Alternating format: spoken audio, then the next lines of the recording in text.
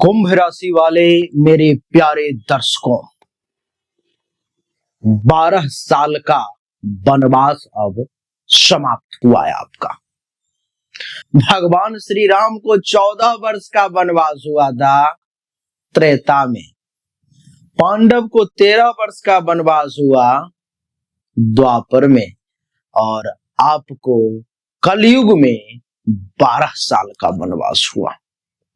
क्योंकि देवगुरु बृहस्पति 2013 में उच्च के हुए थे, उसके बाद ठीक 12 साल कुछ महीनों के बाद 18 अक्टूबर 2025 को उच्च के हो रहे हैं। इसके बहुत सारे विस्तृत परिणाम होंगे आपके ऊपर में, जो मैं आपको बताऊंगा। साथ में आपके ऊपर में घटित होने वाली वो 5 निश्चित घटनाएं जो बहुत लंबे समय से अटकी हुई थी, नहीं हो पा रही थी, वो काम भी होगी, वो भी बताऊंगा, और भी विभिन्न विषयों पे चर्चा करूंगा। आइए सबसे पहले बोर्ड पर में लिखा जाए कुंभ राशि। कुंभ राशि चर्चा मैं कर रहा हूं कुंभ राशि पर में। आधार क्या है? तो देवगुरु बृहस्पति आधार है। क्या? तो कर्क राशि में उच्च के हो रहे हैं। कब से? तो 18 अक्टूबर से। ठीक है, गुरु कर्क राशि में उच्च के 18 अक्टूबर से हो रहे हैं। इसी के परिणाम पर में हम चर्चा करेंगे। देवी और सज्जनों, इसके लिए हमें सबसे पहले एक गोचर कुंडली का निर्माण करना पड़ेगा, ताकि बातें पॉइंट टू पॉइंट हो सके और ये पता लग सके कि किन किन विषयों को मैं टच करने वाला हूं, छूने वाला हूं, किन किन विषयों पर मैं आपको बताने वाला हूं। क्या होता है कि जब गोचर कुंडली का निर्माण हो जाता है तो कोई भी व्यक्ति फालतू का बकवास नहीं कर सकता। उसको जिस भाव में ग्रह है, जहां पर दृष्टि है, जिस भाव का मालिक है, उसी पर बातचीत करनी होगी। कहीं इधर की बातचीत वो नहीं कर सकता। ये देखिए, गोचर कुंडली बन गया, लेकिन अभी ये किस लग्न किस राशि की है ये डिफाइन नहीं हुआ है। तो उसको डिफाइन करने के लिए सबसे पहले हमें प्रथम भाव में 11 लिखना पड़ेगा, फिर 12, 1, 2, 3, 4, 5, 6, 7, 8, 9 और 10। अभी ये कुंभ लग्न की कुंडली बन गई है, कुंभ राशि की कुंडली अभी भी ये नहीं बनी है। तो कुंभ राशि की बनाने के लिए हमें सबसे पहले क्या करना पड़ेगा कि जहां 11 लिखा हुआ है, 11 का मतलब होता है कुंभ, तो यहां पर में हमें चंद्र लिखना पड़ेगा। जिस भाव में, जिस राशि में चंद्रमा बैठा हो, आपकी वही राशि होती है। अब ये कुंभ राशि की कुंडली बन गई। अब ये प्रमाणित हो गया कि इस वीडियो को कुंभ राशि का व्यक्ति, कुंभ लग्न का व्यक्ति, जन्म राशि, नाम राशि, किसी भी प्रकार से जो कुंभ से जुड़ा हुआ है, वो इस वीडियो को देख सकता है, और उसके लिए ये काम की वीडियो है। ठीक है, हमने लिखा कि देवगुरु बृहस्पति कर्क राशि में है, और कर्क का अर्थ होता है कि नंबर 4 राशि में है। तो 4 नंबर कहाँ है? तो यहाँ है कुंडली के 6ठे भाव में। यहाँ पर में हमें देवगुरु बृहस्पति को बैठाना पड़ेगा। अब देवगुरु बृहस्पति 6ठे भाव में बैठ गए, इसका अर्थ की 6ठे भाव से संबंधित प्रभाव पड़ने वाले हैं। तो जानना पड़ेगा सबसे पहले कि 6ठे भाव किस चीज का होता है। ये जो 6ठा भाव है आपके रोग का होता है, रोग अर्थात बीमारी का। ये जो 6ठा भाव है आपके मामा का होता है। ठीक है, ये जो 6ठा भाव है आपके कर्ज का होता है। ठीक है, ये जो 6ठा भाव है आपके केस का होता है, केस यानी कि मुकदमा का। ये जो 6ठा भाव है आपके पेट का होता है। ये जो 6ठा भाव है आपके कलंक का होता है। समझ रहे हो आप? तो इतने चीजों को, और भी कुछ चीजों का होता है, मैं ज्यादा लंबा नहीं जा रहा, इतने चीजों को देवगुरु बृहस्पति 6ठे भाव में बैठ करके प्रभावित करने वाले हैं। इन सब के प्रति अच्छा या बुरा रिजल्ट देंगे, जो मैं आपको बताऊंगा। देवगुरु के पास में 3 दृष्टियां होती है। अपने से 5वें घर को देखता है, अपने से 7वें घर को देखता है, अपने से 9वें भाव को देखता है। तो अपना से 5वां भाव इसका कहाँ है? 1, 2, 3, 4, 5 इस भाव को देखेगा, जहां पर में 8 हमने लिख रखा है इसको, वृश्चिक राशि वाले घर को। तो ये भाव है किस चीज का, वो पहले समझो, जो किस पर प्रभाव डालेगा। तो सबसे पहला ये भाव है आपके बाबूजी का, पिता का। दूसरा आपके कैरियर का, कैरियर का फैसला यहीं से होता है। आपके सम्मान का,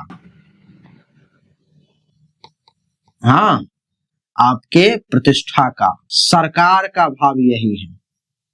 सरकार से अगर कोई लाभ लेना हो, सरकारी नौकरी संबंधित काम हो, सरकारी नौकरी होगा या नहीं, इन सब का यहीं से पता लगाया जाता है, जो देवगुरु बृहस्पति टच करने वाले हैं। ये भाव होता है आपके घुटने का, घुटने का, ये जो पांव का जो घुटना है, इसका भाव यही होता है। तो इन सब को ये टच करने वाले हैं, जानने वाले हैं, जो आपको कितना ये प्रभावित करने वाला है। अपने से 7वां घर यानी कि द्वादश भाव।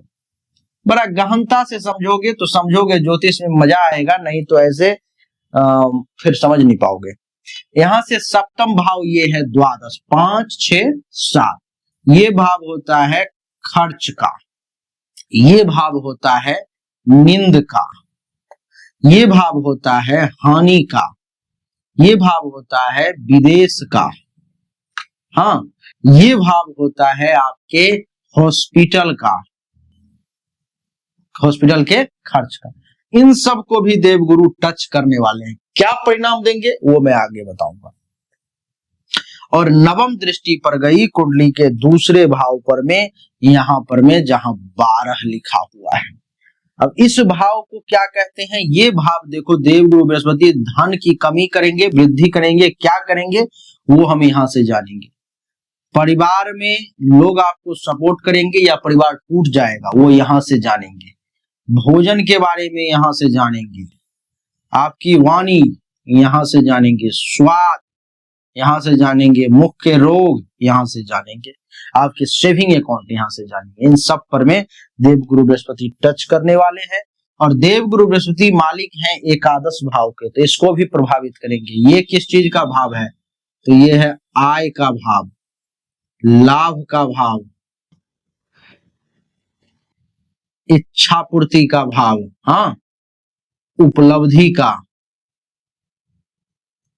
का भाव, और भी बहुत बड़े भाई बहन का भाव इत्यादि, पुत्र वधू दामाद का भाव, और भी बहुत सारी चीजों का। तो अब आप देखो कि कोई कैसे क्षण मात्र में आपको इतने चीजों को टच करके बता सकता है, इतना गहराई से कोई कैसे बता सकता है। आइए मैं आपको चर्चा को आरंभ करता हूं। ज्योतिष एक रहस्यमय विषय है, समझने का विषय है, शोध का विषय है। जो इसको समझेगा वही उसके फल को पकड़ पाएगा, नहीं तो कोई लाभ नहीं वीडियो देखने से।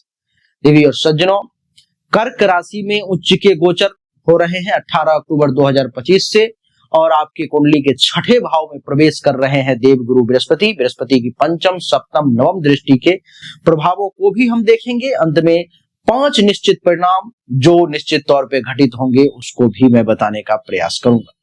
व्यक्तिगत कुंडली के आधार पर में परिणाम कुछ भिन्न भी हो सकते हैं। आइए, बृहस्पति का कर्क राशि में गोचर और कुंभ राशि के लिए प्रभाव क्या होगा?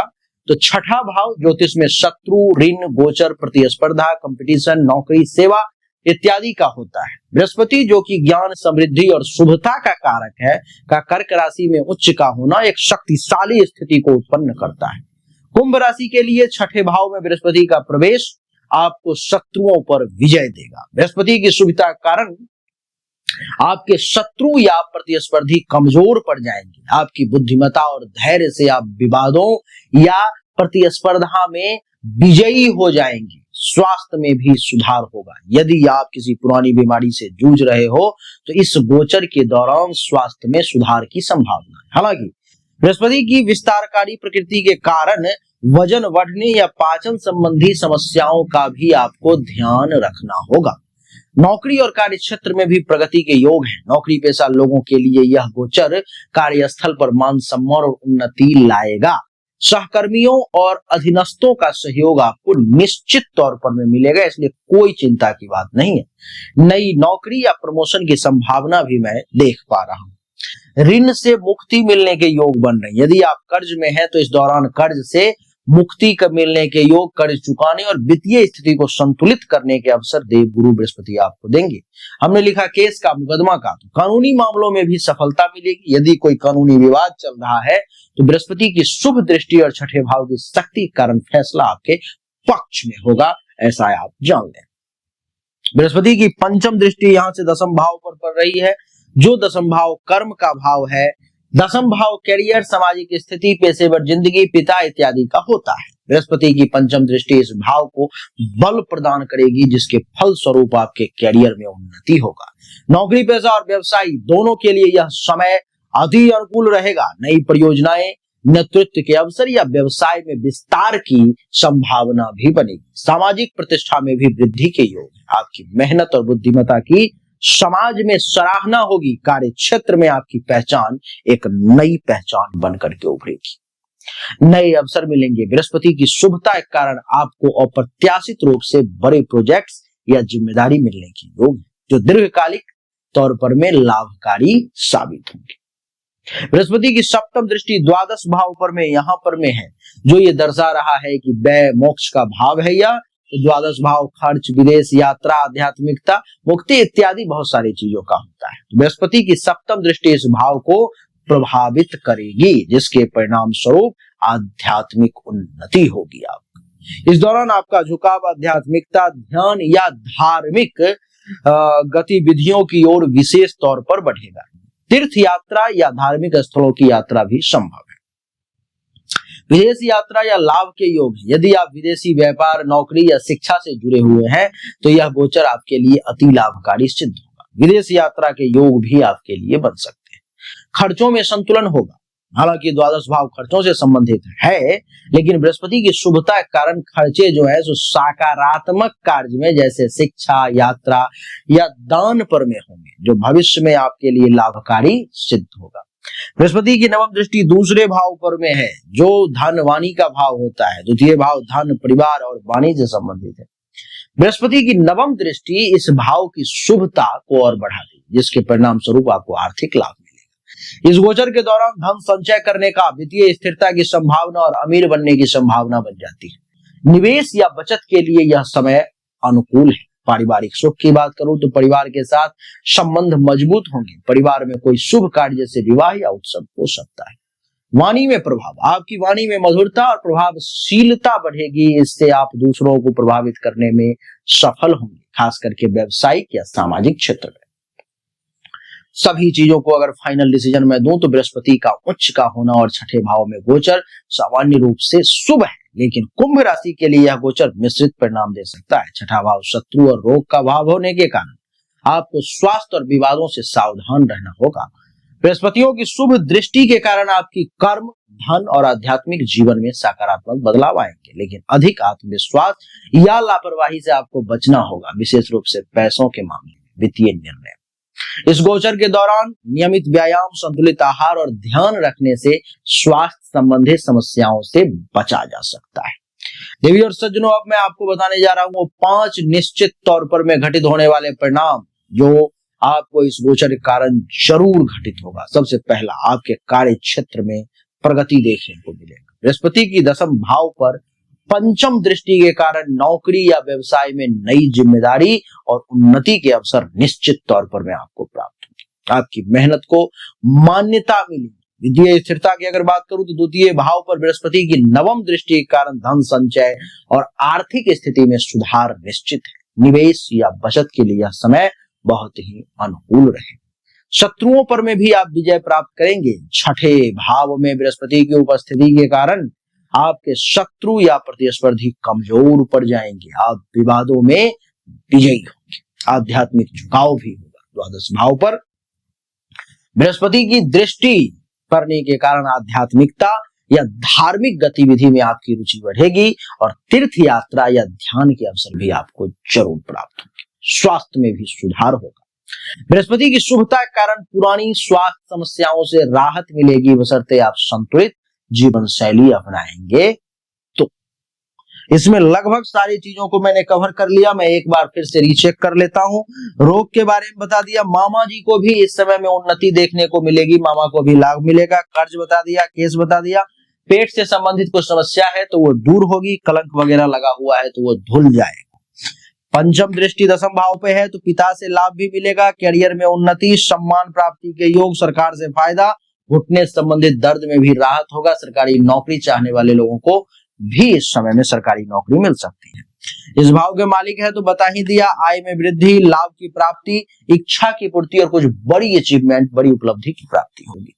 द्वादश भाव में खर्च के बारे में बता दिया, अच्छी चीजों में खर्च होंगे, नींद भी बढ़िया आएगी अथवा चिंतन में समय बीतेगा, धन का नुकसान कम होगा, विदेश यात्रा के योग, हॉस्पिटल के खर्च को भी कम करने का प्रयास करेंगे। द्वितीय भाव धन का बता दिया कि अमीर बनने के योग बन रहे हैं, परिवार के लोगों का सपोर्ट मिलेगा, भोजन बढ़िया प्राप्त होगा, वाणी से ज्ञान की अमृत वर्षा होगी, स्वादिष्ट भोजन प्राप्त होगा, मुख के रोग जो है वो समाप्त होने के कगार पर आ जाएंगे, चाहे वो जीभ के रोग हो या दांत के रोग हो, मुख से संबंधित किसी भी प्रकार का रोग। देवी और सज्जनों, उपाय की बात करूं तो बृहस्पति कृपा प्राप्त करने के लिए गुरुवार को पीला वस्त्र जरूर पहने, ओम ब्रिंग बृहस्पति नमः मंत्र का जरूर जाप करें, आपके लिए बहुत अच्छा रहेगा। तो समय कुछ इसी प्रकार से कुंभ राशि वालों के लिए है जो हमने आपको बताने का प्रयास किया।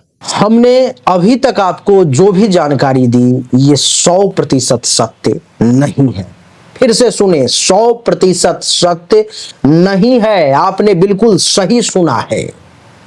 ऐसा मैं क्यों कह रहा हूं? क्योंकि अभी तक जो हमने आपको बताया ये एक सामान्य राशि फल है, विशेष नहीं है। विशेष जानकारी, 100% एक्यूरेट जानकारी तो आपको तभी मिल सकती है जब पर्सनली आपके जन्म कुंडली की जांच की जाए, पर्सनली आपके हाथ की रेखा को देखा जाए, तभी तो सिर्फ आपके बारे में सही जानकारी आपको प्राप्त होगी। और जब वो जानकारी प्राप्त होगी तो वो 100% एक्यूरेट होगी। आपको जानना चाहिए, अगर आपको परिश्रम ज्यादा करना पड़ रहा है लेकिन परिणाम नहीं मिल पा रहे हैं, आपको भाग्य का साथ नहीं मिल पा रहा है, जिस पोजीशन पर आपको होना चाहिए उस पोजीशन पर आपसे पहले कोई और पहुंच जा रहा है, इसका अर्थ है कि भाग्य का साथ नहीं मिल रहा है, भाग्य के देवता की स्थिति कुंडली में गलत है, उसको ठीक करने की जरूरत है। दूसरा, अगर आप बहुत परिश्रम कर रहे हो, आमदनी के कई सोर्स को तलाशने की कोशिश कर रहे हो लेकिन आमदनी बहुत ज्यादा कर नहीं पा रहे हो जितनी इच्छा है, जितनी कोशिश है, तो चेक करने की जरूरत है कि आमदनी के जो देवता हैं उनकी क्या स्थिति है कुंडली में, आखिर आमदनी क्यों नहीं बढ़ पा रही। अगर आप पैसा तो कमा रहे हो लेकिन बचत नहीं कर पा रहे हो, लाख प्रयास करते हो लेकिन फिर भी कितना भी पैसा कमा लूं, कितनी भी कोशिश कर लूं, बचत नहीं हो पा रहा है, तो आपको चेक करने की जरूरत है कि जन्म कुंडली में जो धन धान्य संपत्ति के बचत की देवता है, जो बैंक बैलेंस के देवता है, उनकी क्या स्थिति है, क्यों ऐसा हो पा रहा है। लेकिन इन सब को चेक करने के लिए पर्सनल आपकी जन्म कुंडली की जांच करनी पड़ेगी, तभी जाकर के वो पता लग पाएगा।